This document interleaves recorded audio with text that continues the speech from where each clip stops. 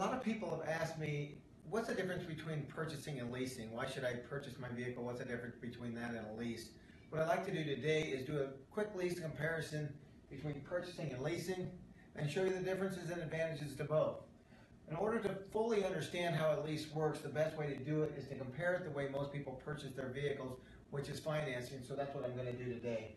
I've chosen a $44,500 example. This happens to be a Chrysler 300 Limited, but the math on almost every vehicle would be about the same. In this example, we have a $44,500 vehicle. Now, most people use either trade equity or cash down, so we figured 10% in this example, which became $4,450. We subtract that from the $44,500, that gives you amount finance of $40,050. I want to compare sales tax real quick because on the leasing and purchasing, sales tax is a lot different. On the purchase, you're going to pay 7% of the selling price on $44,500. That totals $3,115. If you finance that sales tax in with your loan or take it out of your down payment, it really doesn't make any difference. Your amount finance then becomes $43,165. Now, the next thing we have to do is choose a term. How long do we want to finance it? These days, most people are financing their vehicles for 6 years if it's new. The reason they pushed that term out, it used to be 24, 36 months, and when it went to 36 and 48 months, the reason people shortened the term back then is because they like to get a new vehicle every 3 or 4 years. Nowadays, because of the price of new vehicles, they've had to extend that term out to get a payment to fit their budget, so a 6-year term becomes $715. That's figured on a 6% APR, so the actual payment may vary depending on the exact interest rate, but it's not going to change a lot. So let's do some comparison. At halfway through the loan, at 36 months, you would have paid $25,740 in payments, and of course you have the remaining 36 payments left, so you still owe $25,740 in vehicle payments. But the first 36 months are called the gas and go years. The vehicle's under full factory warranty, minimum maintenance requirements. It really doesn't cost you a lot. It's after 36 months that the comprehensive warranty expires. Your 33 or 36,000 mile warranty expires, and maintenance expenses start to creep up on you, like tires, brakes, etc. So one of the reasons we point this out is because this customer chose to take a 6-year term to get a payment to fit in their budget, but in the 4th, 5th, and 6th years, the payments were actually a lot more than they thought they were going to be, because now they have no warranty and they have maintenance and repair costs to take into account as well. Now the lease math is about the same. $44,500 example, $44,550 in trade equity or cash down puts the amount finance at $40,050. The first difference becomes now. When you lease a vehicle, you're only going to spend sales tax as you spend money. So at this point, you've only spent $4,450. So your sales tax becomes $312, giving you a lower amount to finance of $40,362.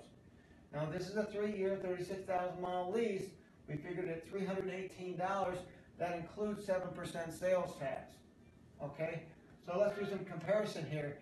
After 36 months, you would have saved $397 per month or $14,292 in payments. But the best part is, at this point, you have a fully paid up contract. You owe nothing. Because you see, the way a purchase works is you take $44,500 principal balance, actually refinance $43,165, and finance it over 72 months, and we pay it down to a zero balance. On the lease side, you're going to take $40,360, pay it over 36 months down to residual value of $26,950. Okay? Most residual values run about 50% of what MSRP is, or about half of what it was new. Okay? At this point, though, you do have a fully paid up contract, and you have 3 options. You can trade or sell the vehicle. Just like over here, if you wanted to trade the vehicle in, the dealership would appraise it, and this essentially becomes a payoff for you, and you can trade it in at that point. If there's equity to be realized, you can realize that equity towards your next vehicle. You can sell it if you want to. If somebody wants to pay you more than that for it, you can purchase it out for the $26,950, sell it for more than that, and then pocket the difference. But the second option is turn it in. You do not have that option on the purchase side. Okay? If, let's just say, for example, values of vehicles have gone down and this vehicle is only worth $20,000, of course, over here you have what's called an upside down situation. You owe more on the vehicle than it's worth. On this, you turn the vehicle back to the leasing company and they suffer the loss. In most cases, they're better equipped to cover that loss than you are. And your third option is to keep it. It's the best vehicle you've ever owned, and you want to own it for the next 3 to 5 to 10 years, whatever the case might be.